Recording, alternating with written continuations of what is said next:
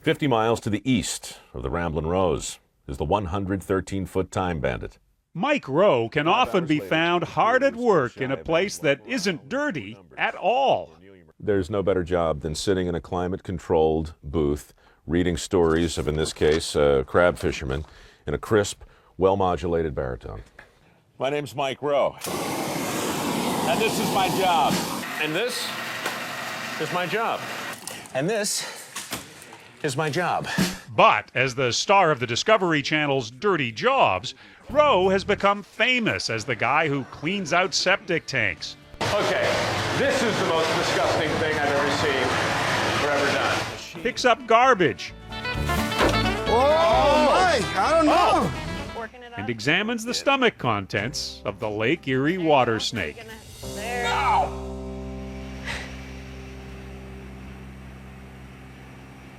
That's just weird. The point of the show is not to produce a big story. It's to just show you what happens if you're a bridge painter over a 12-hour day. A reality show that's really real. I can't put it much better.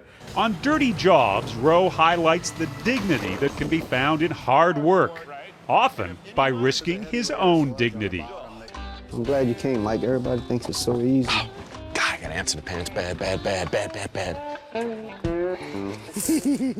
You know, viewers cut me a lot of slack because I was willing to try.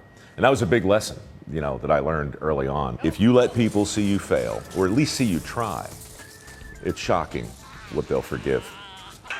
I hate my job. This sucks. Since Dirty Jobs went on the air in 2005, Rowe has taken on some 300 jobs. Okay, that looks good. It's got me. On some jobs, the dirt can be overshadowed by the odors. There comes the smell. Smelliest. Skulls Unlimited in Oklahoma. Do you smell this? Oh, yes. They boil the animal in a giant pot to get all the flesh off of the bones. There you go. It gets on your teeth and then in the back of your throat. Till it stays with you. It gets in your clothes, gets in your hair. The jobs may stink, literally, but Rowe often reminds us most are vital for the smooth functioning of society, like collecting garbage in the narrow lanes of San Francisco's Chinatown, where Rowe struggled to keep up with Lawrence Jackson III. He doesn't look like it, but he's one of the most devastating athletes you'll meet. His resting heart rate's about 30. Because all he does, it's the midnight Chinatown run. And he runs with this sack over his shoulder. He's like a demented Santa Claus, up and down the steps night after night after night. Rowe got his first exposure to the skills of the working man when he was growing up in the countryside near Baltimore and living next door to his grandfather, Carl Noble. He could fix anything, a brilliant mechanic. He only went to the 8th grade, but he was one of the smartest guys I knew. You know, I wanted very much to be able to do what my grandfather could do. So I took all the shop classes in high school and all that stuff. But the sad truth for me is I didn't get the gene. In fact, my grandfather said to me, he said, you should really look into getting another sort of toolbox. And so I did. Instead of working with his hands, Rowe started working with his voice. Vecchiasimara senti, il resto al pianto, scendere sacriamontio devi. For almost 5 years, starting in 1984, he sang with the Baltimore Opera Company, although he claims his audition was awful. My pronunciation's terrible. I only get 30% of the notes. But I think they were just impressed that I actually walked in and actually tried to sell it. Precious moments. Hope your day is full of them. His ability to sell landed him his first TV job in the late 1980s, overnight on QVC. Interesting scheduling this evening. Clarence in for an hour, Steve Bryan in for an hour, Mike Rowe in for 4 hours. How does that work? I don't know. In 2001, Rowe was hired to host Evening Magazine on the local CBS station in San Francisco. Oh, crap. It wasn't really meant to be a comedy show, But Rowe's sense of the ridiculous was hard to contain. Good evening, and welcome back.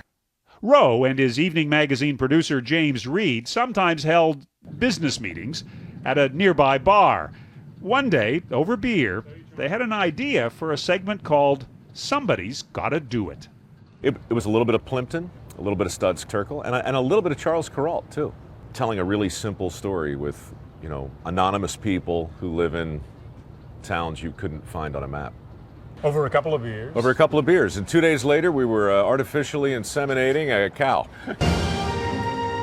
You really gotta lean into it there, huh? Yeah, some of them are tighter than others, Somehow, viewers seemed to like the segments, and Rowe figured maybe it could be made into a show all its own. I'm going in. The bosses at CBS turned this down. The bosses at the other networks, broadcast networks, turned it down. Yeah, it was too gross for CBS. It wasn't gross enough for Fox. It wasn't funny enough for Comedy Central. It was too funny for PBS. But it was just right for the folks at the Discovery Channel, with one small change.